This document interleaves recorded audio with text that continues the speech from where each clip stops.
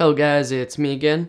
2 weeks ago I talked about picking the right power supply, and this week I'm going to be talking about picking the right motherboard.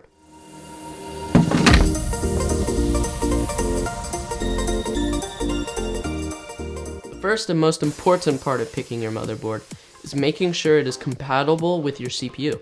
Now this can be pretty simple, but just make sure you double check because sometimes it can be a little tricky. For example, an LGA 2011-3 motherboard will not work with an LGA 2011 CPU. So just double check to make sure your CPU will work with your CPU socket on your motherboard.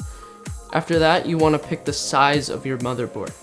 This really only matters if you want to make like a small size PC. For most people who are using full-size or mid-size PC cases, you'll be able to use most sized motherboards. Similarly, just check to make sure that your PC case can fit your motherboard. For example, if you have an ATX motherboard, make sure your case says it supports ATX motherboards. So now that you know your motherboard will work with your CPU, and if you need a specific size motherboard, you know which one to get.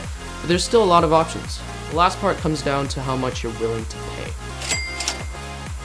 High-cost motherboards will offer more features such as Thunderbolt ports or USB Type-C ports. If you want to stay on a budget, that's fine. Cheaper motherboards usually have the basics that you need, such as audio ports, USB 3.0, and Ethernet.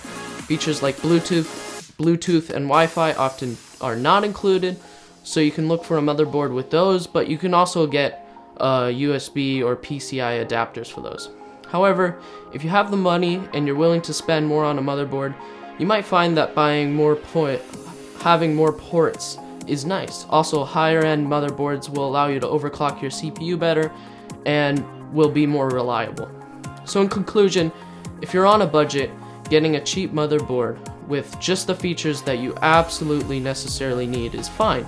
But if you have more money, the more expensive motherboards are really nice and will give you nice features such as more advanced ports, better overclocking, better power usage, better reliability, and even crazier features such as RGB lighting. Anyways guys, thanks for watching. If you have any questions, make sure to leave them in the comments section down below, and make sure you subscribe so I see you next time on Damn Random Videos.